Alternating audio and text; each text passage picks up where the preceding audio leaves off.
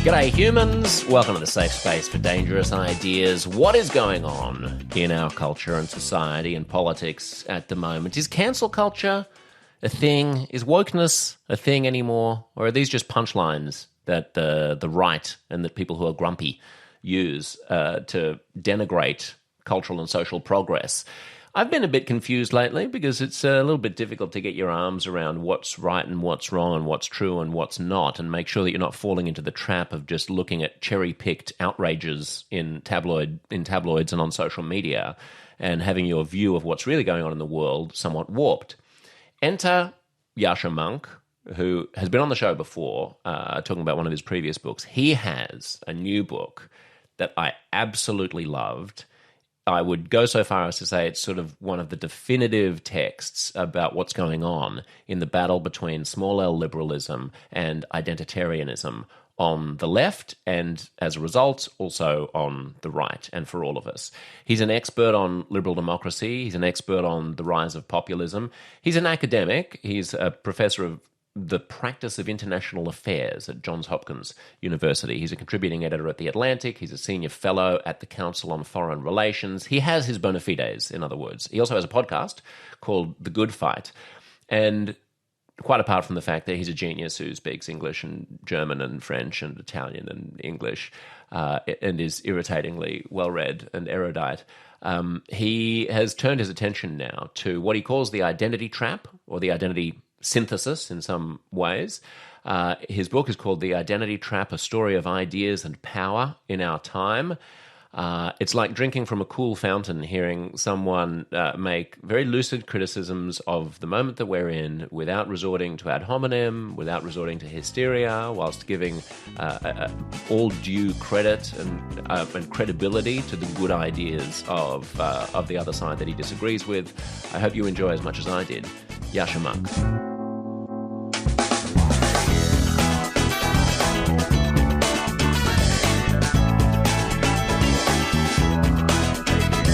So good to talk to you, because I find your book is like very much needed at the moment in so many of the conversations about wokeness and cancel culture and the identity wars. We're talking about ineffable, undefined phenomena to such an extent that I'm not quite sure whether or not we're actually talking about anything real or whether we're just jumping at shadows. And your book starts with a handful of actual anecdotes to pinpoint specifically what you're talking about. One of them is the mother of a child who's in school who wants to request a particular teacher for her daughter's class. Is that right? Can you tell us what happened? Yeah, and first of all, I love being back on the show, and thank you for framing the conversation that way, because, I am concerned about some of the things that have happened on the left, some of the ways in which we've become obsessed with a particular kind of set of conceptions of identity and what supposedly follows from it. But, a lot of the critiques of that space are, I think, as unhelpful as they are helpful. And so a lot of what I'm trying to do in this new book is to actually shed light, to help people understand what is this tradition, where does it come from, what is it trying to do. I end up being quite critical of it, but I think even people who are sympathetic to it have a lot to learn from that, hopefully, about what it actually is. So my starting point is the story I was really shocked to come across, which is a woman called Kyla Posey, who's herself Black, who lives in the suburbs of Atlanta. And she's invited by the principal of her school to suggest a particular teacher because she does some stuff at the school that's kind of a standard operating procedure there. And at first the principal says, yeah, of course, no worries, send me the teacher's name, no problem. But when Posey emails in her request, the principal keeps sort of deflecting in strange ways and saying, perhaps this other teacher would be a better fit. And eventually Posey demanded to know why her daughter couldn't have the first choice. And the principal told her, well, the class you're suggesting, that's not the Black class. No, that sounds like a sort of depressingly familiar story of racial discrimination and segregation, which has, of course, existed in the history of the American South for a very long time. But here's the strange twist. The principal was herself Black. And what she was motivated by was not the sort of old prejudices of, white parents who don't want their kids mixing with Black kids or anything like that. It was a new progressive ideology. I call it progressive separatism in education, that was saying it's really important for black kids to have a peer group of other black kids. And so if there's not enough black students in a class, that's really a problem. And so, Carla Posey couldn't have a favorite teacher for her kid.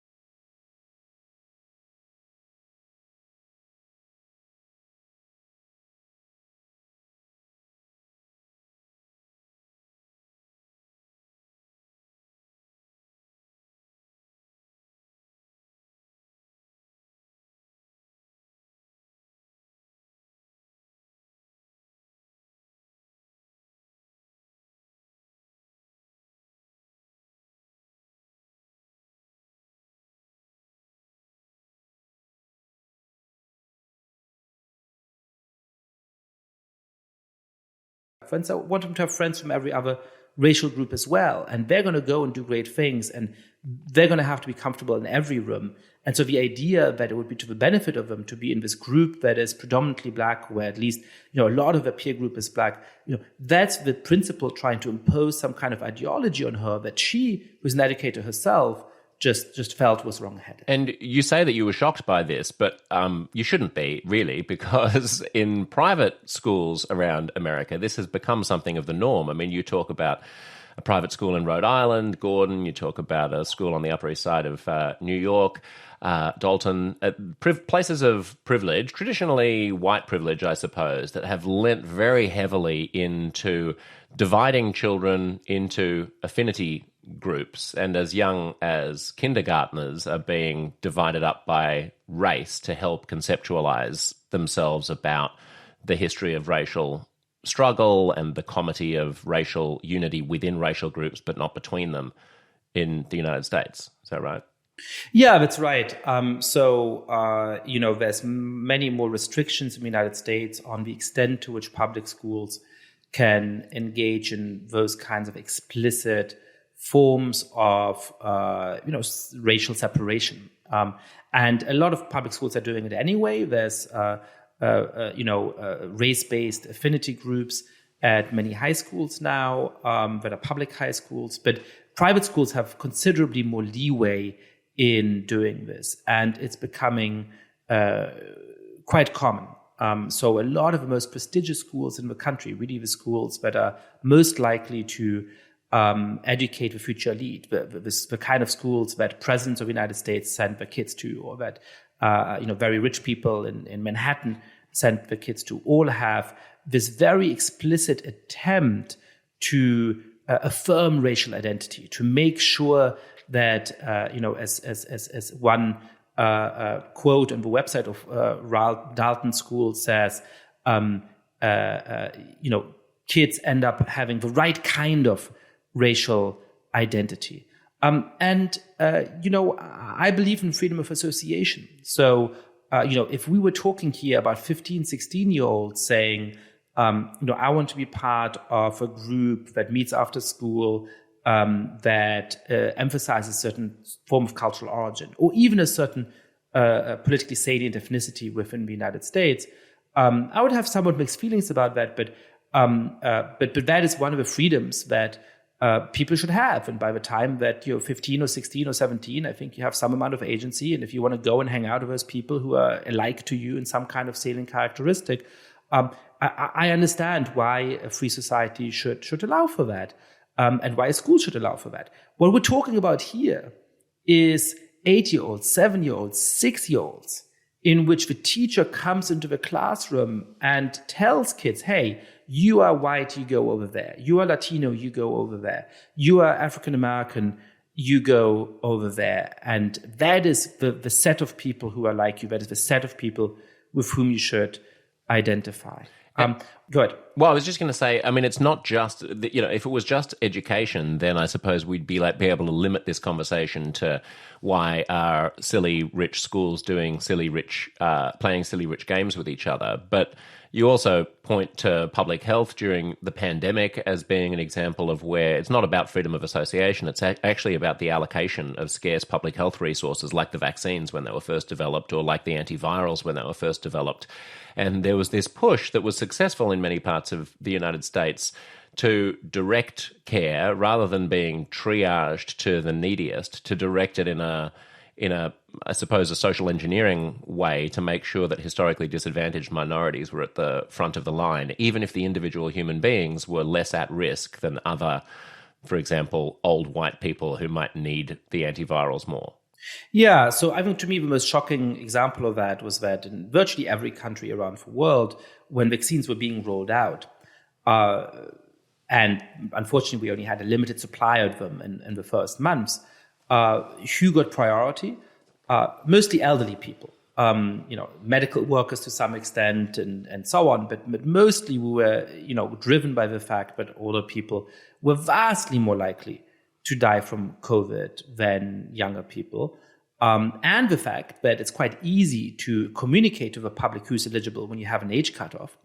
Most countries basically said, look, if you're over 80, you're now eligible. If you're over 75, you're eligible a few months later. If you're over 70, you're eligible later. I mean, eventually, of course, everybody was eligible because we had enough vaccines in supply. The key committee that advised the CDC on what to do in the United States said that is unacceptable because an overproportional number of old Americans are white. And therefore, even though, according to the CDC's own models, deviating from prioritizing the elderly was going to result in thousands more people dying, the ethical approach was to prioritize the much broader and more amorphous group of essential workers. Now, there's a lot of things about that were troubling to me. One of them was the cavalier acceptance that more people are going to die. Another was that it was really hard to actually figure out who should count as an essential worker. And often we ended up with hugely over-inclusive categories.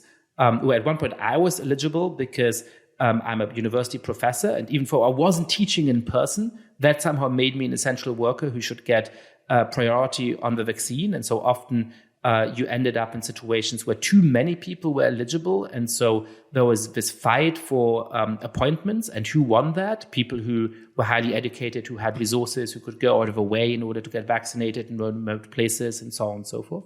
And finally, it was a failure even on the supposed grounds that inspired it, namely of equity. Prioritizing essential workers reduced the racial disparity in the composition of which racial group got access to the vaccines, arguably. But it also quite clearly and quite probably increased the number of members of ethnic minorities who died. Because if you're giving a vaccine to two 25-year-old African-American Uber drivers, rather than to a 75-year-old African-American retiree, you're likely increasing the number of black people who will die.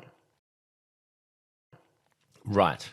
And just a couple of other anecdotes before we get to the political philosophy of this, which is really the heart of your book. The city of San Francisco has a program to hand out $1,500 to needy residents as long as they are what? Trans, I believe. They have to be trans identified. That's correct. And they can get $1,500.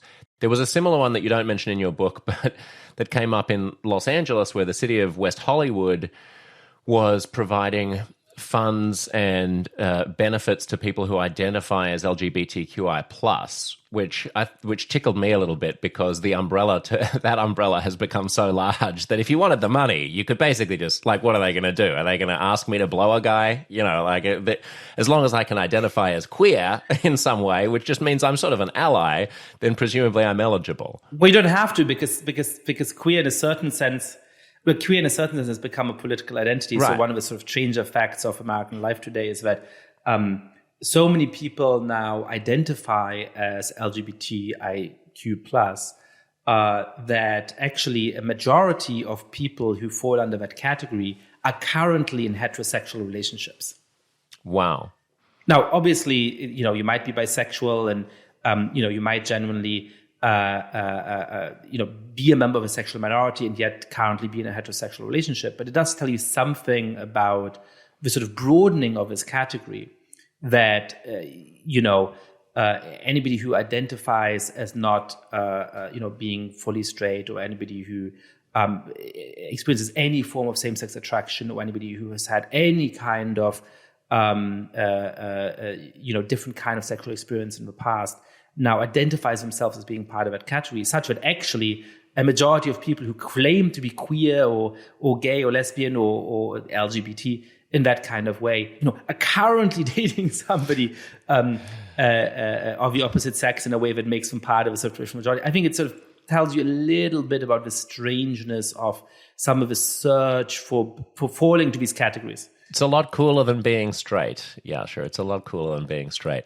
And the last anecdote that I'll just flag is you talk about this extremely elite school on the Upper West Side, Bank Street School for Children, which is a kindergarten through 8th grade school, where the way that they articulate the racial segregation of their classes is quite instructive. They divide students into a kids of color affinity group, and then an advocacy group. And the advocacy group is for all white children.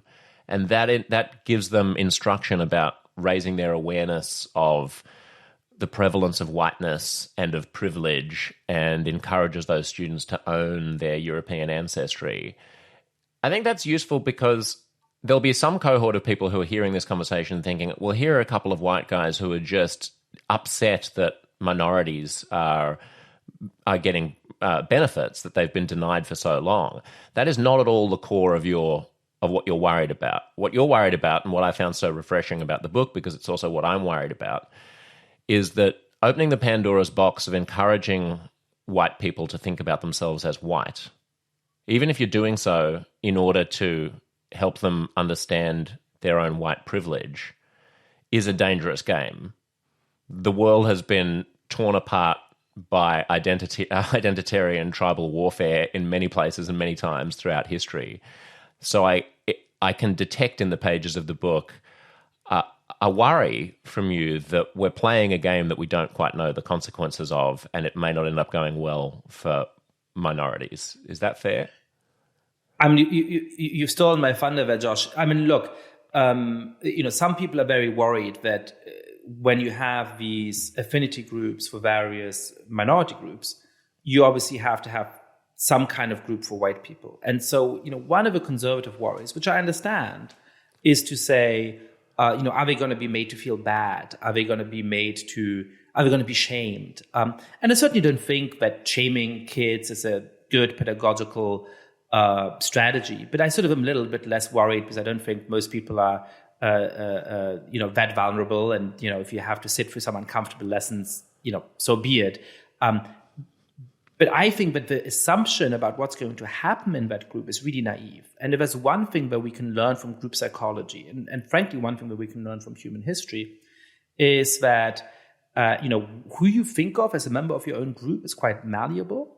But once you think of somebody as a member of your group, and once you strongly identify with one group, you're going to be trying to push towards the interests of this group, and you're going to become more willing to undermine the interests of those who you think of as outsiders, of those who you think of as members of other groups. And so, the noble intention of Bank Street and so many other schools and institutions in the United States and other countries today is to say, we'll take these white kids, we'll tell them about white privilege, and we'll tell them about their historical shame and all of those things. And we'll tell them you have to identify as white in order to fight against those injustices. And that might work for a few of them, and a few of them might become great, committed anti-racist activists. But a lot of them are going to say, you know what, if my primary identity is as white, then I'm going to be proud of being white. I mean, I'm going to fight for the interests of white people.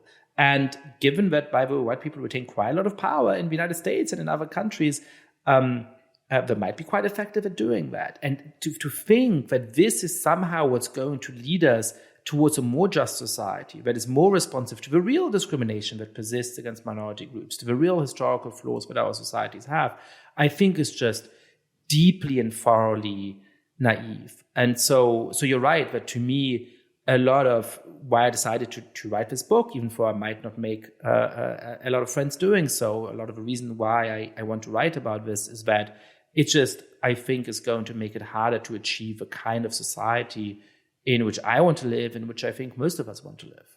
There's also only so much denigration that people will take. So one problem is turning up the volume on our sense of belonging to an identity group that's defined by its ethnicity or race. And the second problem is the climate in which it's only possible to really talk in negative terms about one group and positive terms about another. You can't really make general claims that straight white males are a force for good in the world at the moment in contemporary culture. If you do, then you're placed squarely on the conservative or far right end of the spectrum. You can't do so from a place of small L liberalism. And it does worry me that, not to blame the victim, but as the grandchild of Holocaust survivors, the Nazis didn't come from nowhere. There was a period in the interwar years where regular old white Germans were being told that they were responsible for the First World War and that they were the worst people in the world and that they were irredeemable and, they were going to have to pay reparations that were going to go down through the generations to the people who they'd wronged in the First World War. And that was not explicitly a racial or ethnic or religious thing, but they found their scapegoats and they got their revenge in one way or another. And I look today at the rise of the right, of the new right, of Trump, of Le Pen, of Alternative for Deutschland in Germany. And you talk about the fact that people on the left seem very agitated about those right-wing forces, but they don't seem very curious about why they have the popularity they have. It's like it's like we on the left think that those forces have just dropped from the sky somehow, that they're alien forces. But of course, they're feeding off precisely this phenomenon that you're talking about, which gives succor to them and becomes a self-reinforcing sort of feedback loop. How does that operate? Yeah, so there's 2 points here. The first is just that sort of in ideological terms, that Trump and the quote-unquote woke, right, the far-right populists and the left-wing identitarians are foes, and they're generally foes. They don't like each other, they have a different vision of life, they have different social customs and so on, right? But I think in terms of the way in which our political system and our public sphere operate now, they're actually allies, which is to say that, what I say in the book is one is the yin to the other's yang.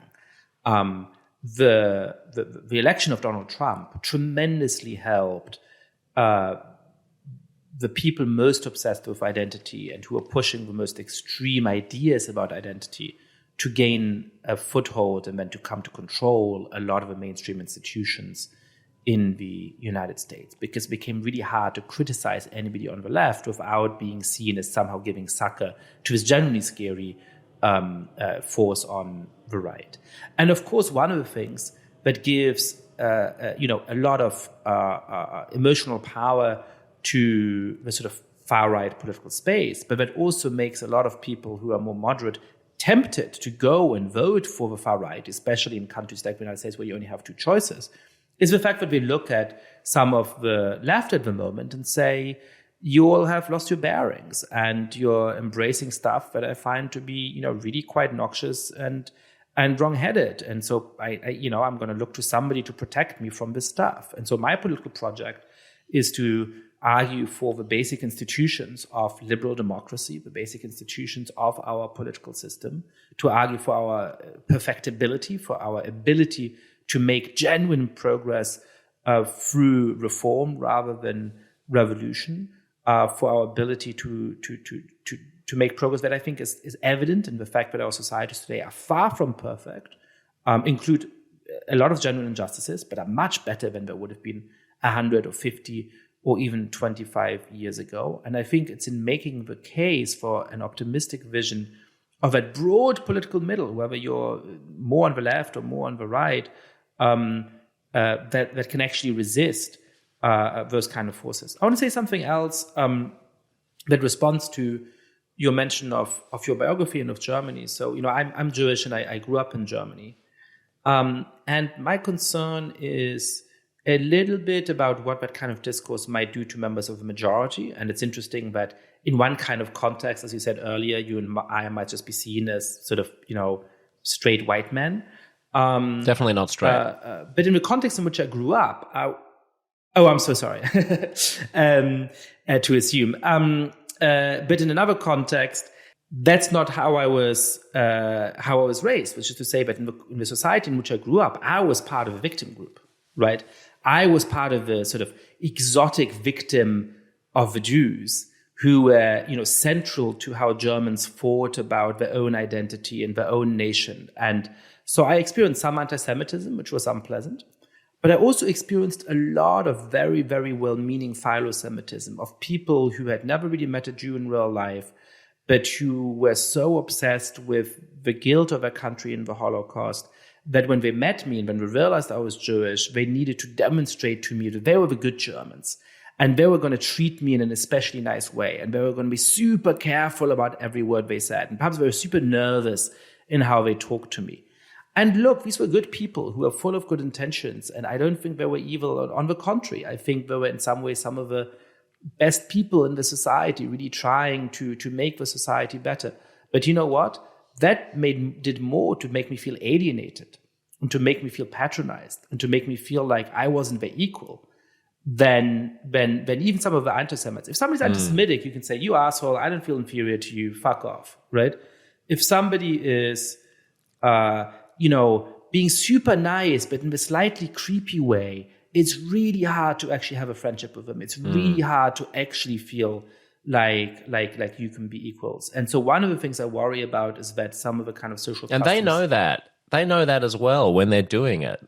Right? I mean, they can feel it because they can feel the distance. The moment they find out you're a Jew, a wall of othering slides down between you, and they all of a sudden have to form this role of being, oh my goodness, I hope I don't tread on eggshells. I mean, I think we've all felt this happen in the past 5 to 8 years in race and gayness and everything else. I mean, it's the same with, I have the same experience with being married to a guy and having children. If I'm at the playground and my kids are playing and someone else makes a remark about my wife and I say, oh, it's actually my husband. I feel like when I was living in New York 5 or 6 years ago, there was just an unruffled acceptance of that. It wasn't exactly the same with kids, but it was like okay, whatever. Great, whatever. You get your groove on, especially if you're in the East Village or if you're in Brooklyn. It was like, okay, that's not a big deal. I feel it more here in Sydney because I think it's actually strangely more politically correct and more anxious about because it's less diverse. It's actually more, all of a sudden it's like, oh my goodness, I'm so sorry, I didn't mean to make any assumptions. I just think it's wonderful. Isn't it fabulous that people, you can get married now, and it's almost like they're saying you're just almost just like a real person. You're behaving like a real person. Isn't it wonderful that we've let you be a real person? And it's like, I'd rather there be less fanfare about it, frankly. And I can't imagine that experience is not also shared by a lot of minorities, especially if you're walking around with a skin color that makes you an obvious minority in a way where I'm able to not be showing my minority status on wearing it on my sleeve all the time. If I was walking around black and everyone was constantly going, oh my God, I didn't mean to say that thing about how I liked your hair because that could be misinterpreted because I know black people are self-conscious about their hair and, I didn't want to ask where you're from. I actually meant whether you're from Sydney or Melbourne or Perth, but actually it sounded like I was asking you whether you're from Uganda and, fuck me, it'd be exhausting. And sometimes it doesn't allow you to have the experiences you deserve. I'm a professor, I teach, and mostly the kids are all right, but they get very nervous on certain topics or certain contexts in a way that I think really impedes genuine conversation and sometimes pedagogical progress. And one example of that I had in the classroom is that I was teaching a seminar on political writing in which the students had to actually produce an op-ed, a speech, a kind of think tank report. And one of the black girls in the class, who was a really good student, produced a draft of an Oscar acceptance speech for the producer of Black Panther, which had a kind of social justice theme. Nothing that she did in the classroom suggested that she was easily offended, that she would try to cancel her fellow students for disagreeing with her or anything like that. And part of the seminar, of course, was to offer constructive feedback, which we did in every piece of writing, right? It was to bring out what's strong in the draft, but also to bring out what could be improved. These are students who are writing first drafts. And on every other piece of writing, that worked really well. And on this piece of writing, nobody wanted to say a single critical word. And I ultimately got mad with my class. And look, this is a strong draft, right? But it has flaws, it has problems, just as like every other draft that we've read in the class. And this student deserves the same pedagogical experience that everybody else got, which is to have some of the weaknesses in her writing pointed out in a way that allows her to make progress. That's the point of a class. And, you think you're being, nice to her or somehow valuing her by just praising and just saying how wonderful it is. And it was a strong draft. But that's actually shortchanging her. Yeah. Right? It is not giving her a pedagogical experience that she deserves every bit as much as the other students in the class. It reminds me a little bit of, I think it was Richard Dawkins who said vis-a-vis religion that I respect you too much to pretend to respect your silly beliefs. And I sort of feel that way about, I think we'd do well to have there's something patronizing and condescending at the moment about the white university-educated elite's attitude towards minorities. That's even more condescending, a lot more condescending than the attitude was when I was growing up, I feel, where the light on the hill was egalitarianism and was equality and colorblindness and judging people on the content of their character, not the color of their skin. And just to throw one more thing in, but hold that thought because I can see you're going to respond to that as well. Because you were saying earlier that you wanted to embolden the middle against the sort of Trump and the far left. And I think it's one thing that you do in the book is you avoid talking too much about the middle. It's more about, and I am so grateful you make this point because it's a point I keep trying to make. It's not that the left has gone too far. You hear a lot from conservatives, the left has gone too far. It's not, the problem is not that there are these good ideas, but if we just pulled back on the good ideas a little bit, then things would be better because you're being too good. It's actually a different philosophy, and this is something that I want to get to your terminology here, the identity synthesis. This is a new way of thinking. It's a betrayal of Martin Luther King. It's a betrayal of the Barack Obama vision of a race-blind America. It's a betrayal of Gandhi. It's a betrayal of Nelson Mandela. And whenever I wonder whether I've strayed from the path and think, hang on, am I just a conservative? Am I just like a squishy, white, unconsciously racist person who has lost the plot? I think, hang on, what would Reverend King say? What would Mandela do? And just do what they would do. And if the current left is doing something different, then they can play those games all they want. And those games are what you call the identity synthesis. So you don't have to talk about wokeness and so on. So take all of that where you will. Yeah, I worry about what I call not too farism. There's a kind of mode of criticism of, quote unquote, the woke, or what I would call the identity trap, which is to say, look, they want the right things and they stand for the right goals and a lot of their ideas and proposals may even be sensible. But aren't they going a little bit too far sometimes? Aren't they a little bit too radical? Aren't they a little bit too intolerant in the pursuit of the good? And I think that makes it very hard to understand what the problem is. I mean, shouldn't we be zealous in the pursuit of justice? Shouldn't we be full of passion to remedy the injustices in our society? And sure, perhaps it's sometimes possible to go too far or to be tactically sort of not very shrewd, but that doesn't seem like a serious failing. Why worry about that, right? But what I try to bring out is that actually the vision of a society that advocates of what I call the identity synthesis have is fundamentally opposed to the kind of society in which I want to live. Derek Bell, one of the founders of critical race theory, perhaps the most important founder of critical race theory, didn't just argue that the actual process of desegregation in American schools ended up disadvantaging African Americans in some important ways, and therefore was much more troubled than we might have hoped. He made some good observations about that. Some of that is true.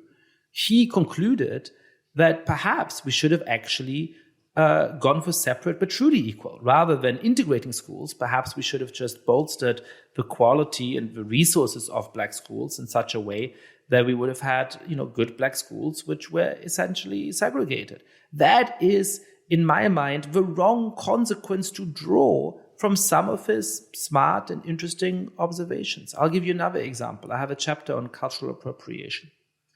And the plausibility of cultural appropriation is something we should worry about, comes from the fact that people apply the term to some things that are actually unjust or offensive, right? Clearly, it was unjust when in the 1950s and 1960s in the United States, Black singers didn't have the same ability as white singers to have a career because certain record labels wouldn't sign them or certain concert halls weren't open to them. And when white singers then took their songs and had huge commercial hits and the Black singer didn't get anything from that, that was clearly unjust. I don't think that what made that unjust was cultural appropriation. I think in the cases in which there's really something bad about cultural appropriation, we can name that in a more straightforward way. Theft of intellectual property in this kind of case. The kind of discrimination which didn't allow Black singers to perform at their concert hall. That's a very clear, concrete injustice that undoubtedly persisted in the United States at that time. The intention to mock or to ridicule, which is often really what's at stake in those cases. But why is it important to be more specific about that? Because there's a lot of wonderful forms of mutual cultural influence. Because one of the best things about living in a diverse city like Sydney or New York City or Paris is the fact that we influence each other, that we learn from each other, that we rub off on each other. In fact, nearly all of the greatest artifacts in our human cultural repertoire have multiple cultural origins. And so when we misidentify what makes those particular cases of cultural appropriation bad, when we put any form of mutual cultural influence under a general pole of suspicion, we misdescribe the kind of society which we want. I don't want to live in a society with 4 or 5 cultures that are hermetically sealed off to each other. I want to live in a vibrant society in which there's a persistence of certain cultural traditions, but also there's a culture that is shaped by the clash and the influence of and the mixing of all of these different kinds of cultures, because that's what often has been greatest in human history. So that's one example of where the point is not notopharism. The point is, with all respect for the sophisticated and interesting thinkers that made up a lot of the sort of academic origins of the identity synthesis, the vision of the world that they stand for is fundamentally different from the vision that I stand for and that I think most people in the United States, in Australia, in Europe today rightly stand for. And it's also interesting to note, Yascha, that the modern right wing also doesn't stand for those things. So, the conception of protecting one's culture, protecting one's turf from an intrusion by other cultures, from other cultures and other races, pilfering your own heritage. You could be talking to a neo-Nazi about the values of Western civilization and how poor, ignorant races who weren't capable of coming up with Western civilization for themselves are coming in and contaminating our societies. That would be a fallacious and monstrous point of view, but it's not actually that far in terms of its analysis of how the bumping into each other of the melting pot works from the point of view of these schools that are segregating children on the basis of race. I mean, Donald Trump wants to build a wall to keep out, the brown people who are coming illegally across the border. They're not sending us their best people. They're sending us their rapists and so on, he says. I mean, that's not as far away from the identitarian left that wants to protect dreadlocks as something that only Black people can have, as either of those points of view are, from your point of view, which is a more egalitarian and universalist one. Well, I mean, certainly the concern about cultural purity has historically been a right-wing concern, right? The idea that there's all of this scary social change in which our culture is being influenced by these outside forces, or other cultures are copying elements of our culture, and this is all pernicious because there's a pure culture of our folk that we must protect. That is historically a right-wing thought. And what we have today is not the kind of right-wing monoculturalism, but what I call a kind of multiple monoculturalism, which is to say, yes, diversity is great. We love the idea of having these 5 or 6 different cultural groups, but the culture of each of those groups must remain pure and unadulterated from the outside, and we must be really careful about the boundaries between those kinds of groups. That is meaningfully distinct from that right-wing thought, and that it says one nation, multiple cultures, rather than one nation, one culture. But the heart of a worry about impurity, about mutual influence, about the freedom that people have to experiment with art and with cuisine and with music is in my mind strikingly similar. Why synthesis? Why did you settle on the word synthesis as a way of identifying this identitarian moment? Yeah, so first of all, look, I don't know if this term is going to take over the world. I think it probably won't. But just for the sake of a book, I needed a term that clearly identifies what we're talking about. And the strange thing about this ideology, which has become so influential over the last decade, is that it doesn't dare to speak its name. Any word that people settle on for it immediately becomes used by some polemicists to attack it, and then gets treated as, well, that is just a battle term that is meant to make us look ridiculous and so on. The word woke was a term of self-description at first, right? It was members of left-wing movements very concerned with racial and other forms of identity that coined that as a positive term, right? You want to be woke, you want to be awakened to injustice. But it now has become a term where if you say, I'm writing a book about wokeness, you sound like an old man, screaming at the clouds. And so I needed, just for the sake of having a serious conversation, a term that was a little boring and neutral, so we can actually understand where do these ideas come from, how do they become so powerful, why do they go wrong when you actually think about what influence they have, and what would be a better alternative. And that is the core of the project of the book. Now, why identity synthesis? Because I actually, in the first part of the book, really trace the roots of these ideas. Where do the ideas that came to be very influential in American, Australian, European universities by about 2010 come from? Now, one answer to this that's given by a lot of people is this is cultural Marxism. It's just taking Marxism, which is mostly about class, and it's plugging in culture instead, but that explains what's going on. And I show, I'm trained as an intellectual historian, and so I do straightforward intellectual history. And I explain where these ideas actually come from. I read all the texts, and I find that really isn't cultural Marxism. That the starting point in many ways is Michel Foucault and the postmodern movement he inspires in France, that later becomes very influential in the United States. And for Foucault, the key starting point is the rejection of what he calls grand narratives, these grand structures, ideas about how the world works, which include liberalism, which is why this tradition has, from the first moment, been more opposed to liberalism than to the right in some key ways. But it also includes Marxism. Foucault thinks of Marxism as just another grand narrative that we need to leave behind. But then his thought gets adapted by postcolonialists like Edward Said and Gayatri Spivak, who really try to use the way in which Foucault criticizes contemporary political discourses in a more political way, to a more political effect. The point is not just to criticize the world, Said says, it's to show how these discourses really favor one actor over another, and therefore by inverting it, we can actually give power to the underdog. Spivak really picks up on Foucault's critique of stable identity groups, the idea that a lot of categories that we often invoke, including racial categories, including gender categories, don't really make much sense, don't have a lot of philosophical coherence. And Spivak says, look, that is right at the philosophical level, but I want to speak for the subaltern in the world. I want to speak for oppressed people in India and Algeria and other parts of the world. And to do that, we actually have to organize them and encourage their identity. You can see the roots of some of the beginning of a conversation about schools and the way that teachers now think that the goal is to encourage people to have those kind of identities.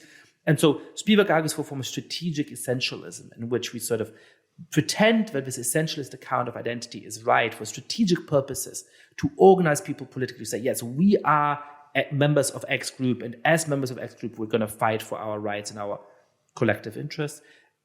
Then I turn to critical race theory and the way in which the deep pessimism of Derek Bell about the ability to make political progress becomes influential. His embrace of a new form of segregationism, in which he says, as I was talking about earlier, that actually perhaps we should have gone for separate but truly equal, that the attempt to integrate is often a mistake. And then finally, Kimberly Crenshaw, who introduces the idea of intersectionality, the idea that we're deeply determined by this intersection of different identities. And perhaps, as some of her interpreters go on to think, therefore we can't really understand each other, and we need to defer to each other in how we prosecute political struggles. There's a very, very dense attempt to summarize a lot of interesting intellectual history. But why synthesis? Because I think that today's social justice movements are a popularization, a vulgarization of these interesting, sophisticated, if sometimes wrong-headed ideas. And they really are a synthesis of these different traditions, postmodernism, postcolonialism, and critical race theory. And they give you a lot of what is so central to these movements today. They give you the skepticism of objective absolute truth that is derived from Foucault. They give you this way of saying, how do you do political battle? By criticizing discourses and trying to reframe public conversations in ways that give power to the oppressed. What do we do in terms of identity? We're not skeptical of these identities that have historically led to a lot of injustice. On the contrary, we try to encourage them in such a way that people who are LGBTIQ, or people who are Black, or people who are Latino, people who are Asian American, organize in order to fight for their rights. And so actually we should make people think that identity is the most important thing about them. How do we think about the world? We think that actually there's not really been any progress, and that therefore we need to really reject the fundamental institutions of our society, because they're never going to be able to make us progress. The vision of a civil rights movement that we want to integrate is wrong. We're only going to make progress if how you're treated is explicitly based on the group of which you are a part. This is the synthesis of different intellectual influences that can actually help to explain discourse today, from the newspaper to social media to a lot of what you might hear in a contemporary classroom. So how does it leak out of the lab, Yascha? I mean, all of that's fascinating as the intellectual underpinnings of all this, but Foucault successfully managed to be a maligned and fringe-dwelling figure of mainstream philosophy from the time of his death up until a split second ago in cultural time. You write in the book about how this makes the transition, partly through people graduating from university and then growing up into positions of power in institutions, but also powerfully because of social media as well. What's that dynamic? How does it get out? There's a really fascinating paper by Kimberly Crenshaw, one of the key figures in critical race theory, which she writes on the 30th anniversary of CRT in the early 2010s. And she says, look, our movement is 30 years old. We've had all of this influence in universities, and, now we have like nice positions in universities and people listen to us to some extent. And that's all great. But you know what? We have zero influence on the public. And Barack Obama, who members of the tradition see very, very critically as being exactly the kind of race-blind liberal whom they hate, has rejected our kind of ideas. And there's this moment where American society is hoping, to have a kind of optimistic vision of how we can reconcile our history under these, philosophically liberal eagers. And so therefore, we're never going to have an influence on the public. And of course, what's interesting is that 10 years later, precisely Kimberly Crenshaw and her strain of thought becomes phenomenally influential and powerful. And so the second part of my book, after telling the intellectual history of this more academic side of this ideology, asks, how does that happen? How do we go from Kimberly Crenshaw rightly thinking around 2010 that her ideas are not very influential in the American public? How do we go 10 years later to a moment in which actually these ideas are fundamentally influential, which popularized more simplistic versions of this ideology are dominating the New York Times bestseller list, in which corporations and organizations are pledging their fealty to a lot of these ideas? And I think there are sort of three main things that happen. The first is the rise of social media.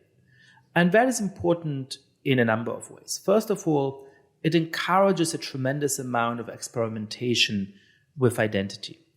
When you are a teenager forming your identity in the 80s or 90s, you're sort of constrained by the size of your high school, which is to say that to have a viable identity, you have to have a couple of other people who share that identity.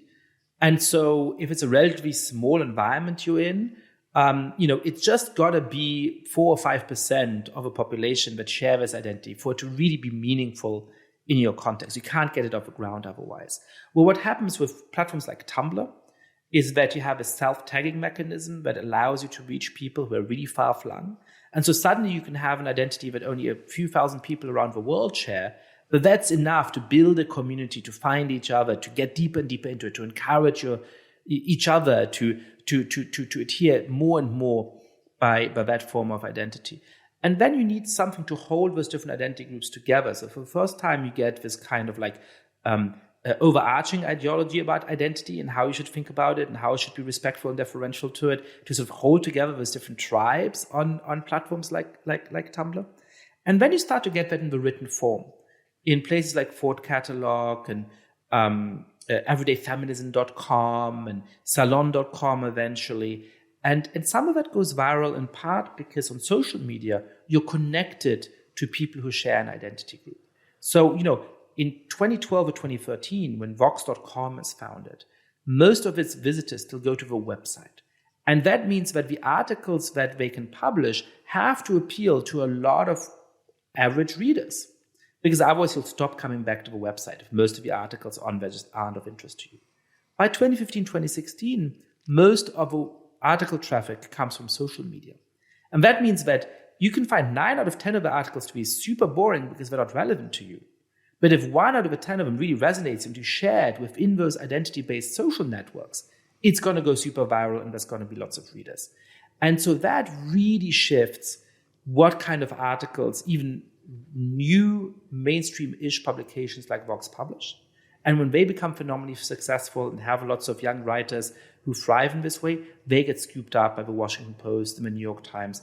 And within a few years, this goes from Ford Catalog to everydayfeminism.com to Vox to the pages of the New York Times. And as this happens, I mean, one of the other liabilities is that the people who are more aligned with the way that you look at the world get sloughed off from those institutions because it becomes unbearable. So Matt Iglesias and Ezra Klein and Barry Weiss, and Andrew Sullivan, these are all very different people with very different worldviews, but what they share in common is that they had no truck with an increasingly rigid worldview at the institutions that they were employed at. And so then those voices are no longer in those outlets at all.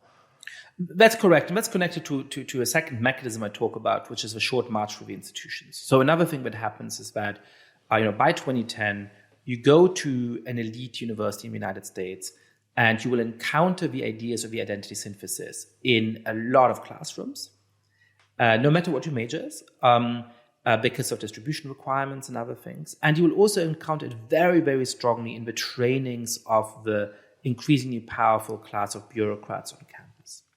And so then you go out into the work world, and especially in industries that lean very young, that have to compete a lot to recruit smart young people, and that have some self-conception of being do-gooders, as serving good causes. It becomes very hard for institutions to resist the call to go along with that ideology. So that's particularly true in tech. It's particularly true in the non-for-profit sector. it's particularly true in any form of left-leaning media. And so, you have people who are true believers in this ideology enter the institution. And in part because they can shame people on social media, so there's a feedback loop of the other stuff we've talked about, they become very powerful very quickly. And quickly, if you truly offend the sensibilities of some of these young staffers, your position becomes untenable, even if you're much more senior, even if you're much more recognizable. And that starts to get to some of the stories of cancellation and people being pushed out that we've seen play out again and again in the last years.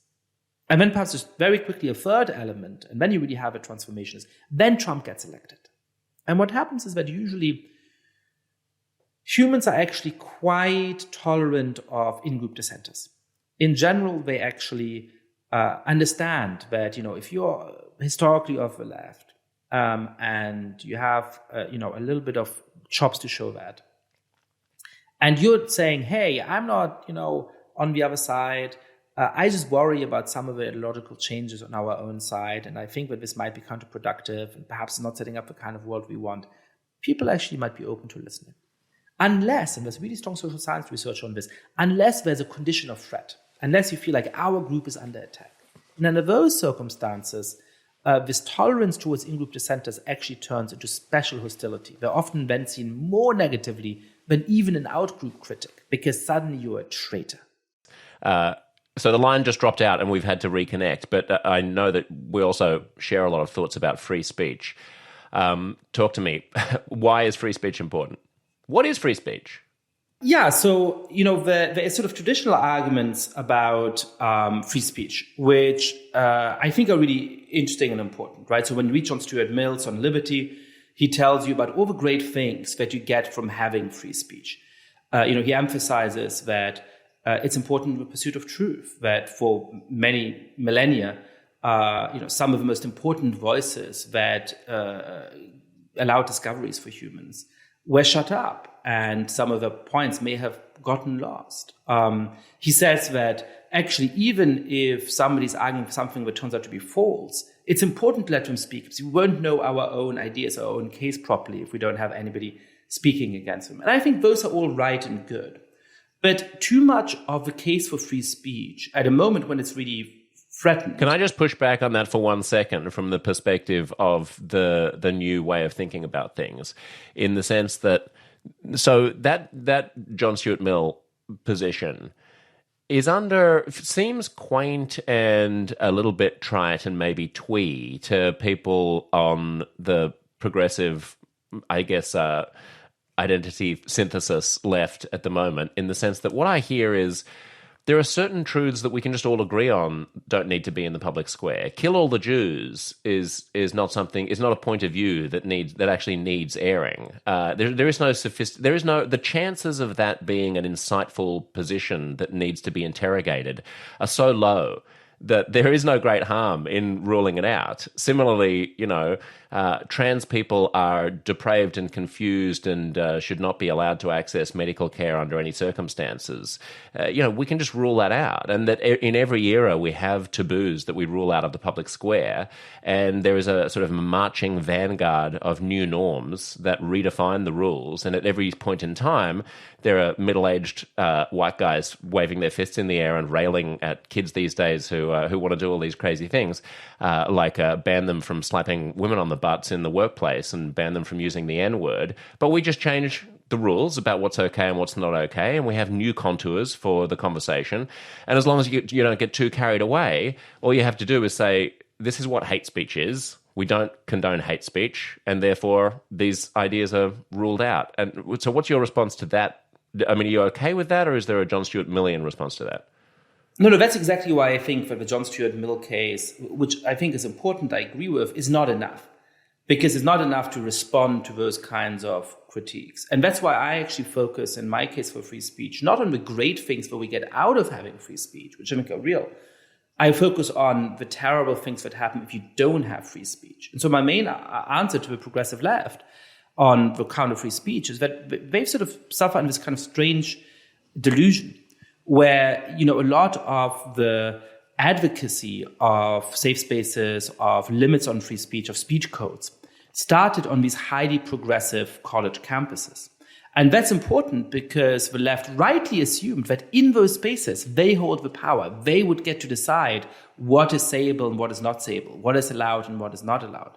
But when you actually take that out into the broader political context, to countries like the United States, it's not always going to be the sort of good, bleeding heart liberal or even the sort of, far left identitarian who makes decisions. A lot of the time, it's going to people, far-right populists and others, who actually mean a lot of ill for those groups. And so historically, the reason why the left has actually been an advocate of free speech is because of its recognition. But by definition, the people making decisions about this are the powerful. Who gets to censor? The person who's in a position of power. And who needs free speech? The abolitionist, the member of the civil rights movement, the spokesperson for marginalized groups, but actually speaks on the behalf of the people who generally don't hold power in society. So that's the first terrible thing that happens when you don't have free speech. It actually marginalizes people who don't have power. And then the second point is that it really raises the stakes of political competition, right? I'm very worried, I've been worried for a decade about the threat that populists pose to democracies around the world. And one of the things that I've observed is that when the polarization is so bad and your fear of what it means to be out of office is so bad, that the stakes of elections become intolerably high, the incentive to disobey outcomes of elections grows and grows and grows until the system breaks down. And what's one of the things that free speech allows is to say, you might lose this election, that might be painful, but you can militate for your cause, and you can get reelected at the next election. Once you fear that, once you're out of power, you also are not going to be able to say the things that you believe or to argue for the things you're passionate about. It becomes even more tempting to say, I'm going to break with the rules of the democratic game because losing power is intolerable. So these are just two of the bad things that happen if you don't have free speech. And so I think we need a sort of more hard-nosed defense of free speech, which isn't just about the good things we get from having it. It's about those bad things that happen when we give up on it. Interesting. You finish the book by talking about the way out of the identity trap. You talk about 3 possible futures for the identity trap. What are they? Yeah, so there's a debate right now about is the identity trap basically victorious? Is it too late to really resist it? Is it clear that it has taken control of mainstream institutions to such an extent that this is just going to be the ideology of mainstream institutions in the West for the next decades? There's a second set of arguments which either claims that it never really had power or says that, we're seeing first indications of pushback against it in certain institutions. The New York Times opinion page is sort of a little more sensible than it used to be a few years ago. We saw after an attempted silencing and canceling of a judge at Stanford Law School that the dean of Stanford Law School wrote a very thoughtful, considered 10-page memo to the community explaining her stance on free speech, which defended the importance of academic freedom and criticized those events. So perhaps actually this is already over and the moment is past. I think that we're likely somewhere in the middle. So some of the most extreme forms of a popularized form of the identity synthesis are experiencing pushback. It used to be that when somebody quite unsophisticated like Ibram X. Kendi tweeted unfounded statements, everybody would applaud, and now, he often gets real pushback. We see that some of the most extreme institutional practices are being rolled back a little bit, and that's a good sign. But at the same time, we're also seeing that the bottom line assumptions of a lot of our society are just steeped in the identity synthesis. A lot of the students I teach are thoughtful, smart people, and once you start having conversations with them and debating with them, they're very, very open to thinking about the world in an open-minded way. But the basic assumptions they have is that cultural appropriation is under all circumstances suspect, that there's something really worrying about intercultural communication. But we really can't understand members of our other identity groups in a genuine way. That we need to make sure that certain kinds of offensive speech are banished from society and people are punished for it. Those are bottom line assumptions that a lot of members of the future ruling elite of our countries now have. And so I actually think that this is going to be a really long fight. We're going to be debating the extent of influence of the identity synthesis for the next 20 or 30 years. It's going to be one of the big intellectual battles of the beginning of the 21st century. And that's why I wrote this book. That's why I think that it's so important to actually understand these ideas properly, to consider them seriously, and to mount, not the best barbs about them on Twitter, not the best outrage stories about sort of the silliest ways in which they've been implemented, but the most serious, philosophically profound, persuasive arguments against it, because this is a fight that we're going to be in for a long time. How persuasive are they, do you think, to the common person? I go back and forth about this. I mean, not just now, but over the arc of human history. I have a friend of mine, one of the smartest guys I know, works for one of the big newspapers in the United States. He's an Oxbridge-educated British guy who's spent a lot of time in Berlin, understands East Germany well, had East German grandparents, has lived all over the world. And his attitude is basically, you know what? Liberalism has never been very popular. If you actually really get down to the bare bones and ask the average person whether or not they want to abide by Voltaire's supposedly apocryphal statement about,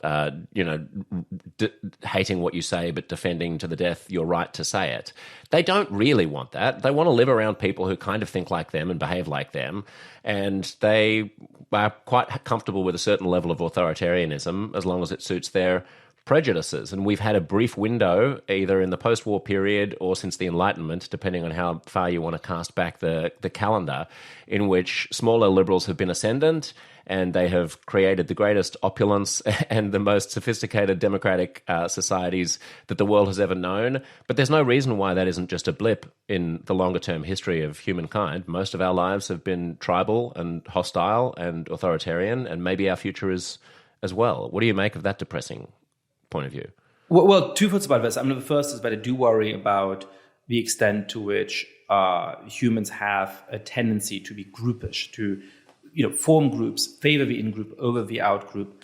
And this has again and again led, especially diverse societies, into ruin, civil war, genocide, and things like the Holocaust. And so that is a perennial fight that we're going to have to wage.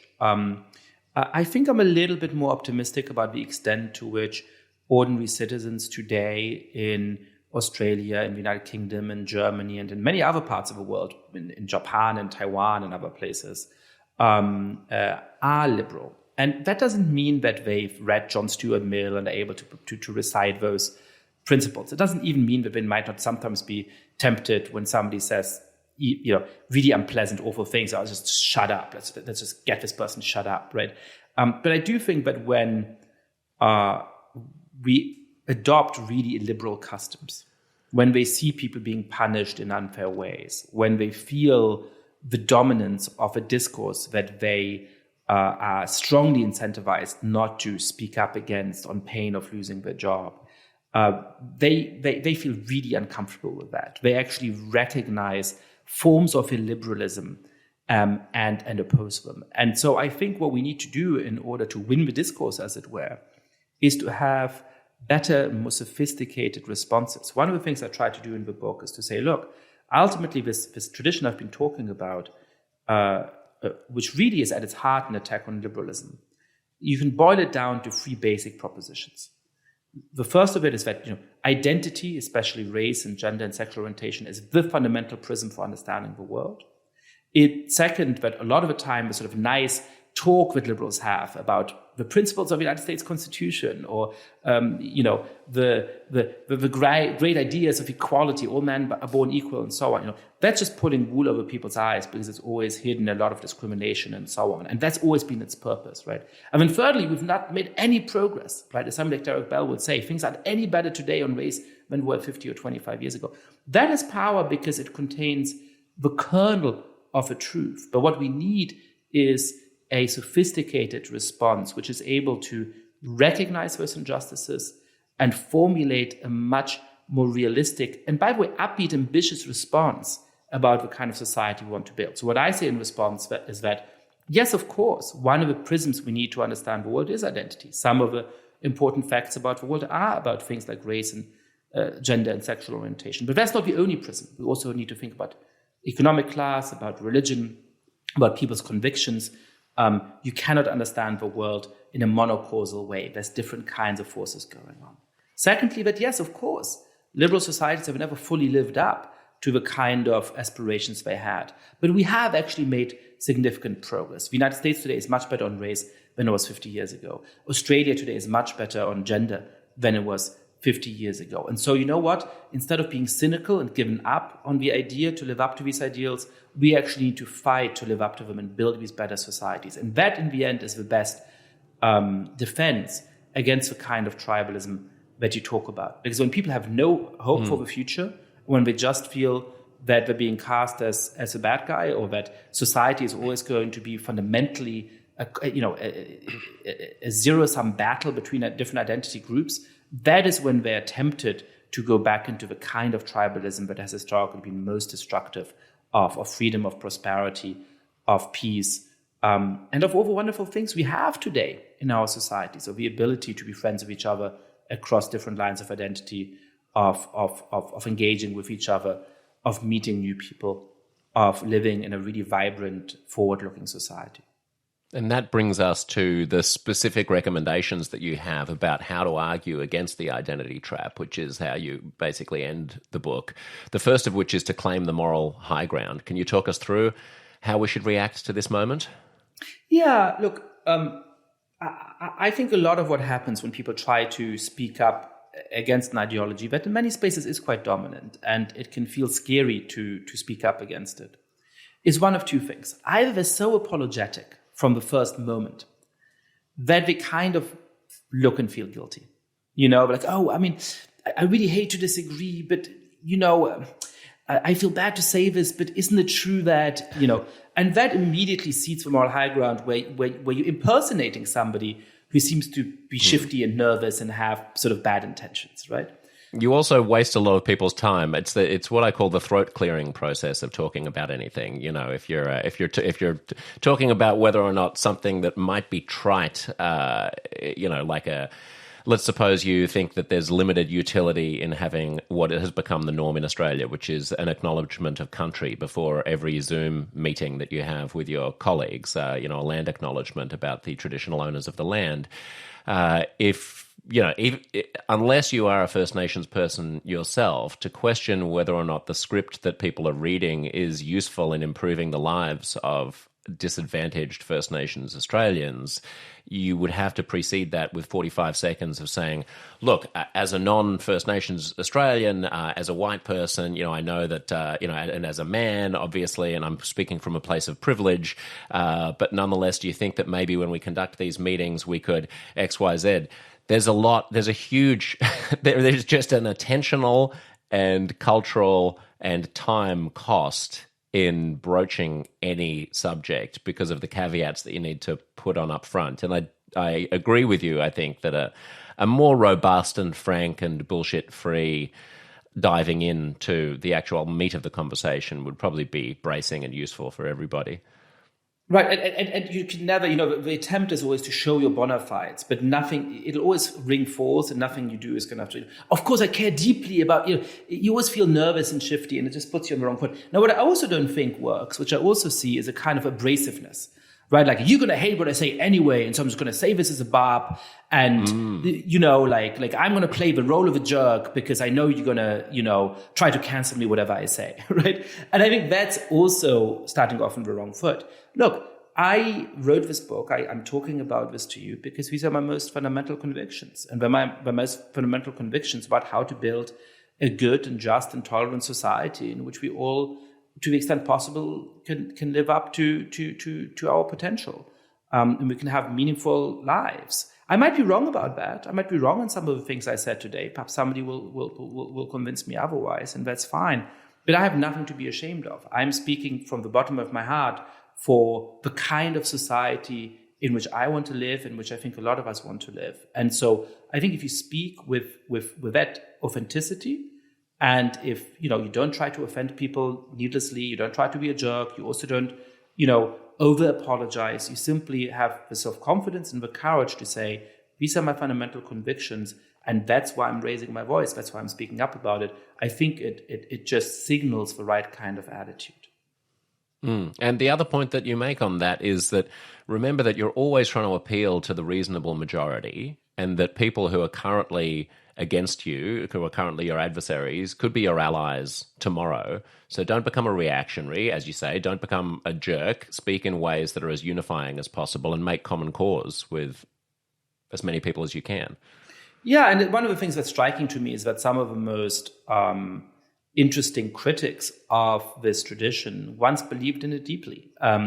Ibu Patel, a great Muslim community organizer in the United States who does a lot of interfaith work, describes quite beautifully how when he was at college, so the early version of the identity synthesis helped him understand his experience as the child of Indian immigrants, to the Midwest. And for a while, he really became obsessed with it. And his sort of intellectual orientation became quite destructive, right? He looked around just saying, this is bad, and this is racist, and this is sexist, and that's sort of the way in which he was oriented. And then a couple of key experiences made him realize, I don't want to be that person. I actually want to build stuff. And slowly he grew to be more critical of the tradition. And today, I think he's one of the most convincing people who have genuine concern about social justice, a deep commitment to anti-racism, but somebody who's really, really persuasive in saying, these assumptions that we can't understand each other, that there's no progress to be made, that we have to be worried about mutual influence. Those are a mistake. We actually need a more optimistic, a more forward-looking way of understanding ourselves. And so, the fact that somebody doesn't agree with you today doesn't mean that they might not become one of your most valued allies tomorrow. And as you're saying, most people are on the sensible side here. This is a broader point. There's so many people right now trying to defend democracy who seem to think that the majority of citizens are terrible human beings. And I think it's very hard to be a Democrat if you believe that. I am a deep down Democrat, and I worry about the state of democracy. But I believe that most people are decent. And sometimes we vote for people I deeply dislike, or they hold positions with which I deeply disagree. But you know what? They are responsive to moral arguments. And they largely share values that are recognizable to all of us. And I think that's true on this topic as well. The number of people who are really just like deep ideologues in this kind of way is small. They're very influential at the moment because there's a conspiracy of silence and people don't feel comfortable arguing back against it, pushing back against it in the professional milieu. But ultimately, the number of people who really believe this is quite small. And if you speak up respectfully, but without apology, in a self-confident way, knowing that you're arguing for what you believe to be right, for what you believe to be just, you're going to be just fine, and together we're going to beat this. Yascha, it's terrific to talk to you again. The new book is called The Identity Trap, a story of ideas and power in our time. Thanks so much for telling us about it. Thank you so much, Josh.